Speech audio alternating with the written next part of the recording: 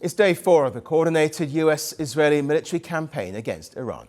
The strikes began on Saturday and have already reshaped the security landscape of West Asia.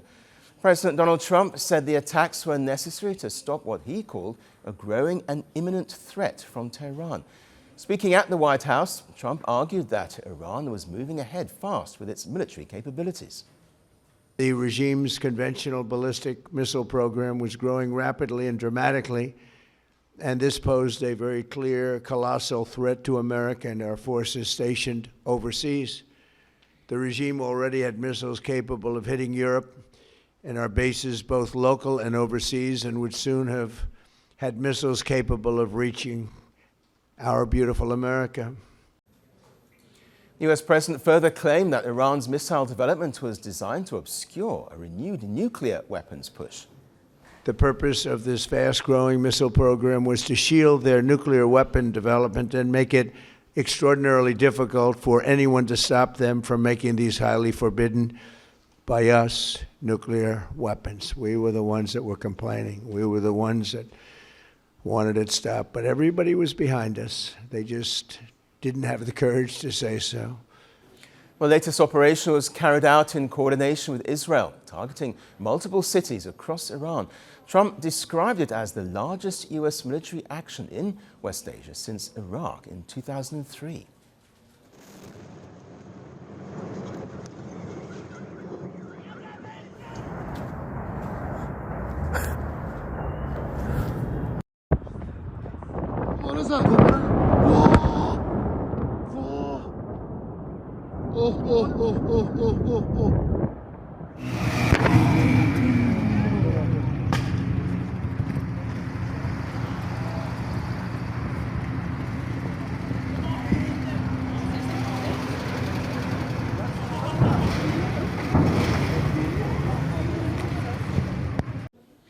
He laid out some objectives: destroy Iran's nuclear capabilities, cripple its navy, and prevent what he called the world's #1 sponsor of terror from ever obtaining a nuclear weapon.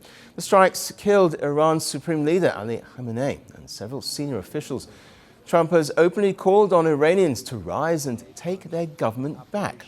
However, he said Washington has no preferred successor in mind. And there also seemed to be a contradiction. The Vice President, J.D. Vance, was earlier asked why the US would strike Iran again if its enrichment program had already been, as Trump put it, obliterated. Well, Vance evaded the question by saying the principle is very simple: Iran cannot have a nuclear weapon. Well, since the attacks on Iran began, Trump has predicted that the war could last 4 to 5 weeks, but warned that the US has the capability to continue far longer if necessary. However, he acknowledged that the fighting has already taken its toll. Iranian retaliatory strikes in the Gulf states have killed at least 4 US service members, with the president saying more casualties are possible. As one nation, we grieve for the true American patriots who have made the ultimate sacrifice for our nation, even as we continue the righteous mission for which they gave their lives. We pray for the full recovery of the wounded and send our immense love and eternal gratitude to the families of the fallen.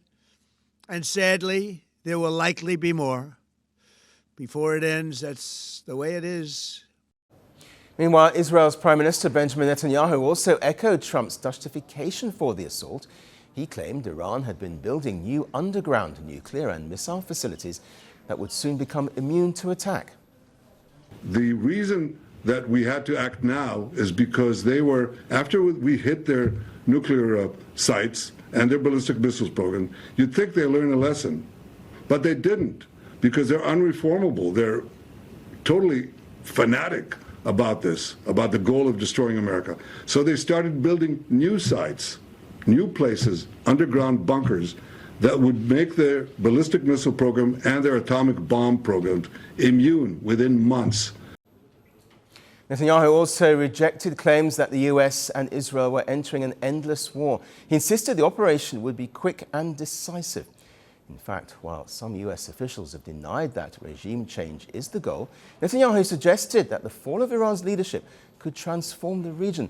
He claimed 95% of West Asia's problems stem from Tehran and predicted that its collapse would open the door to new peace deals between Israel and Arab and Muslim nations.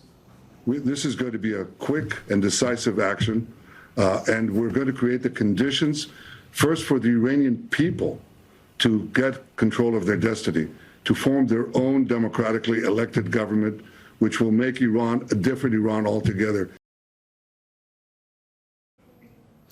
Well, for now, the US and Israel say the mission is clear: eliminate the nuclear and ballistic missile threat before it becomes untouchable. Well, Iran says its nuclear program is for peaceful purposes. America and Israel don't believe this, so how far will they go to prove that they're right, with the consequences of their attack already being felt across the region? Well, for more analysis, we have with us Ben Aris, founder and editor-in-chief of Intel Eye News, and is also an international affairs expert, joining us live now from Berlin. Welcome to the program. What do you think is the US-Israel strategy here? Is there actually a plan for what happens next, even if the Iranian leadership falls? I think it's a bit vague, isn't it? I mean, they've gone into this and they're selling it as a non-proliferation issue and focusing on the potential of Iran to develop a nuclear weapon. However, both Netanyahu's comments just now and the video that Trump put out made it very clear that this is actually about regime change. Trump led into his video on the first day of the attack saying, oh, we're going to make sure that Iran can never have a nuclear missile. But then, as you reported, he invited the people onto the street and told them it was a generational opportunity to take control of their government, and that basically they want to see the Islamic Republic overthrown and something else put in. And that's the plan. I mean, what is that something else?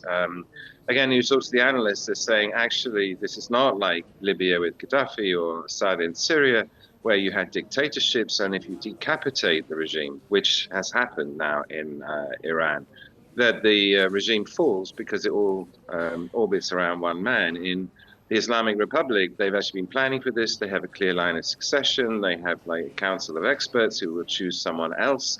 And I don't think that it's so easy to overthrow Islamic Republic. Moreover, the mass demonstrations, I mean, again, following colored revolutions across the former Soviet Union, you can get 100,000 people on the street and overthrow the government. But in the Iranian case, you had the entire country. Every single one of the provinces rose up and protested starting in December through January. And it didn't work. The state, the regime, slaughtered 20,000 people, which is just an mind-boggling number of deaths. And so a popular revolution is also fraught with problems, and I doubt that it's going to work.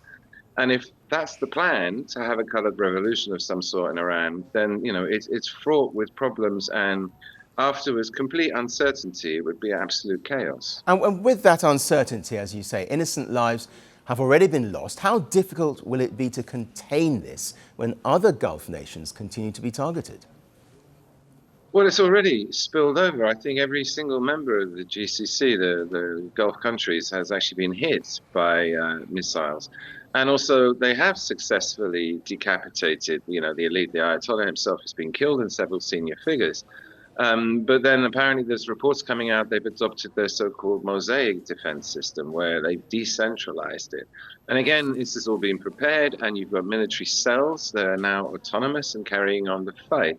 So just taking out the top tier is not actually, well, it's weakened Iran's ability to continue the war, but it still has the ability. You've still got soldiers sitting in seats with missiles in front of them that they can fire willy-nilly wherever they want.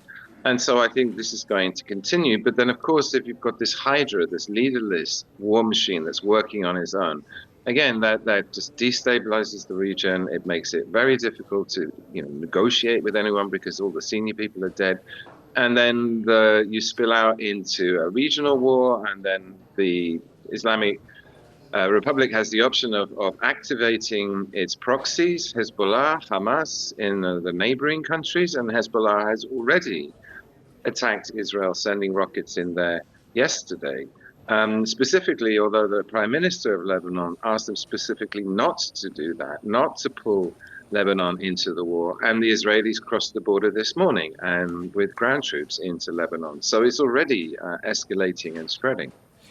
Is purely air power enough to prompt a successful and peaceful change of government without some kind of force on the ground?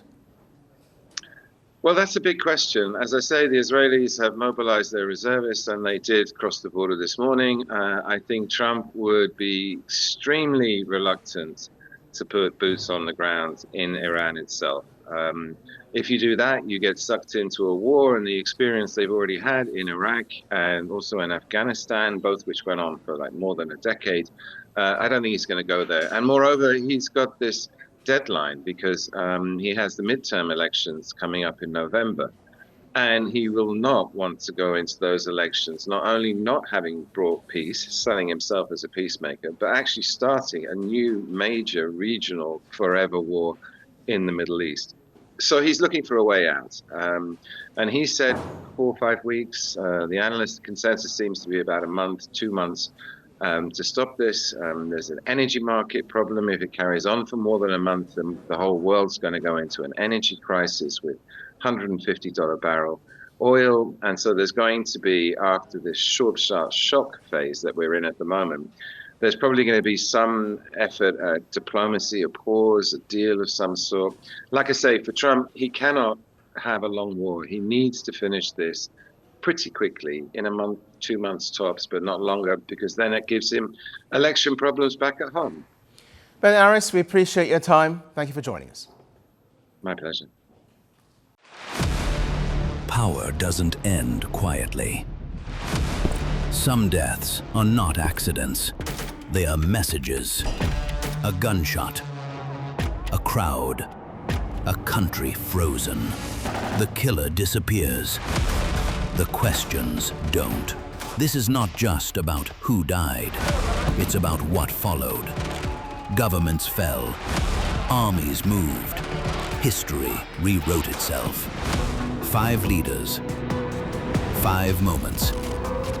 One pattern. The assassination.